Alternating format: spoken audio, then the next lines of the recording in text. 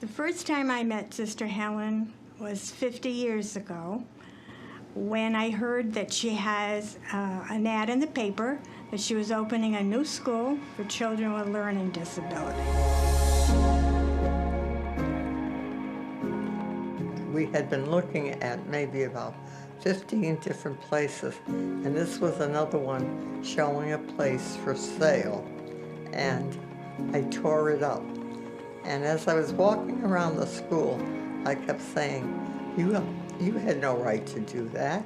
You just tore it up. You didn't even present it to the board. And that was my first lesson on how the board needed to be involved. Well, I think I'll go back to the school built on love, because I think that's absolutely true. And I think the staff is that way. I think Sister Helen was careful in who she selected to join the school and so forth. And of course, her religious background, I think, is also a critical part of it. But it has a different feel. I've been on numbers of boards, and I've enjoyed this better than any of them, and all of them combined, because it is doing such good work and such, I think, tending for our children is just critical, and particularly children who need help and who need training, and yet they weren't getting it before these kinds of schools started. And there's a lot of mimics out there, and they're doing good work, but I still don't think they've reached the kind of level this school does. I know some other schools, and they're not as personal as this school is, and it still is.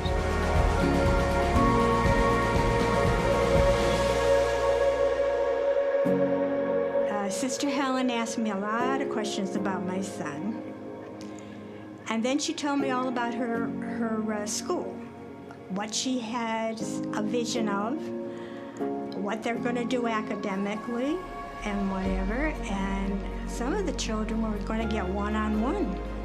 Some of the classes were just 2 kids up with a teacher. And I thought, this is what he needed. And my heart started to feel like hope was coming, and I was so happy.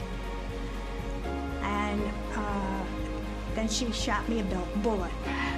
She said, Mrs. Whalen, she said, my intention was to open the school with 10 children. And she said, I have the 10 children already. And she said, but I'll put Michael on the list. And I said, well, how long is that list? And how long will he have to wait? Well, she said, I don't know truthfully, but probably 6 months to a year. I said, I can't do that. I said, my Michael already, when I get them up for school, tears came right to his eyes. He started to cry every morning. Sometimes he got sick to his stomach. And it was just a hard thing for him and a hard thing for me as a parent. And I knew I had to do something for him. And I said, so if you can't put him in, I said, I'm going to have to leave my job and I'm going to have to homeschool him. But he's still not getting what he needs to get to his problem. So I started to cry then, just like a waterfall, and next thing I know, her hand was on my arm. And she said, Loretta, she said, please don't cry. She said, I'll take Michael as my 11th student. So I said, sister, I said, you'll never regret this. I'll work very hard for you. And she said, you know, she was happy to do it. So she kept her end of the bargain. He was with her 5 years, happily went to school every day. And in addition to academics, she taught life skills, like how to care for people, caring and sharing and being loving towards one another. She did the whole package.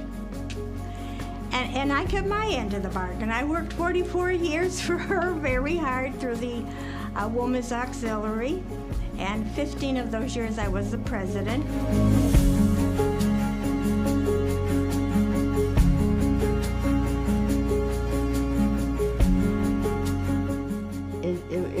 experience. It was a very rewarding experience. It teaches you, we take things for granted, and these kids never took anything for granted. And I got to meet a lot of the parents,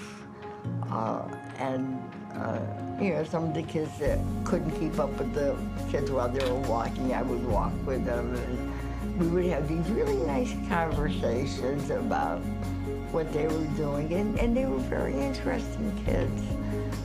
The kids were very focused, and I know some of them went on to be independent, live independently, and have jobs, and it's just so remarkable.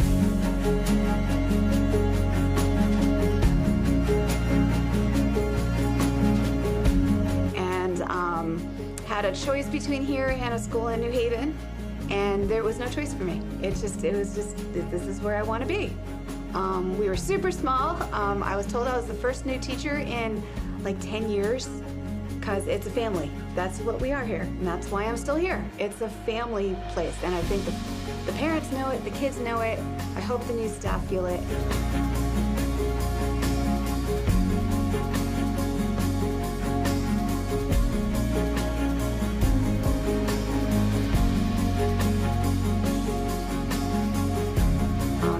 But Sister Helen, she, as soon as I got the job and I came in to start setting up my classroom, she came over to show me the room, but introduced me right away to Father Bill, who was our counselor. And I had an instant connection with Father Bill and Carol DeVita and Sister Helen. But Father Bill just took me right under his wing and introduced me to T, in his words, the right way. You know, here I am 28 years later, and I can't see myself working anywhere else. It's just beautiful.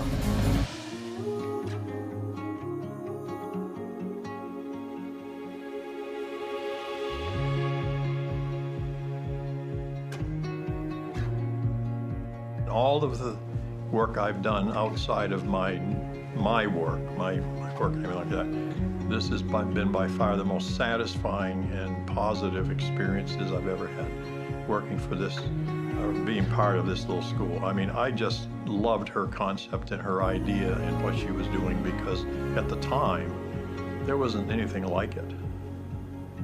There probably were other places or things, but not in Connecticut. And she was a visionary.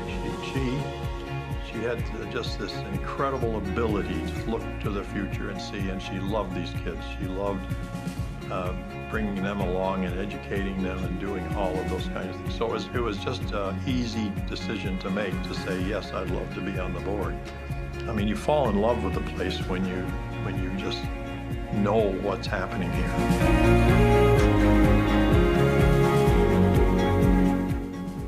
Today, my Michael is 61 years old, and his background is a carpenter.